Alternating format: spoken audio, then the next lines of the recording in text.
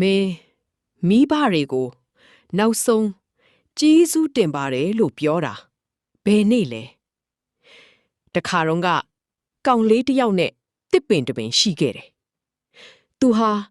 နေ့တိုင်းလာကစားတယ်တစ်ပင်ပေါ်တက်တယ်အရွက်တွေနဲ့စော့တယ်ပြီးတော့အနားမှာအိတ်နာတယ်တစ်ပင်ကတော့သူ့ကိုအယမ်းချစ်တယ်အချိန်တွေပြောင်းလဲသွားတယ်ကောင်လေးလဲကြီးလာပြီးနောက်တော့မလာတော့ဘူးတနေ့မှသူပြန်လာတယ်ဒါပေမဲ့ဒီတစ်ခါသူမပျော်တော့ဘူးငါမှပတ်စံမရှိဘူးလို့ပြောတယ်တစ်ပင်ကပြန်ပြောတယ်ငါတစ်သီးတွေယူပြီးရောင်းလိုက်ပါသူယူပြီးထွက်သွားတယ်နောက်တစ်ချိန်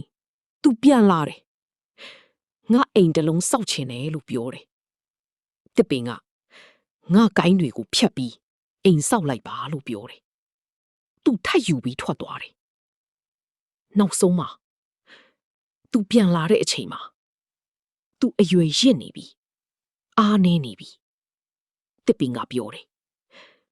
ငါမှမင်းကိုပေးဖို့ဘာမှမကြံတော့ဘူးသူပြန်ပြောတယ်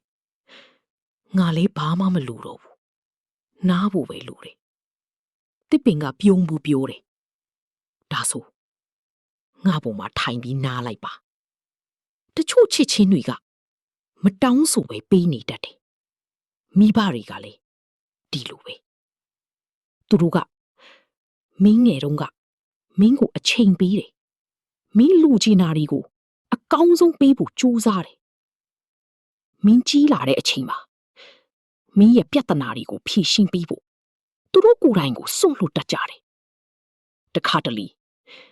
မင်းအောင်မြင်ဖို့အတွက်သူတို့ရဲ့အိမ်မက်တွေကိုတောင်စွန့်လွတ်ခဲ့ရတယ်ဒါပေမဲ့သူတို့ဘာမှမတောင်းဆိုဘူးနောက်ဆုံးမှာသူတို့လူချင်တာကမင်းရဲ့အချိန်လေးတစ်ခုမင်းရဲ့အာယုံစိုက်မှုလေးတစ်ခုဒါပဲဒါကြောင့်မင်းအခုတော့အချိန်ရှိနေသည်မိဘတွေကိုဖုန်းခေါ်လိုက်ပါ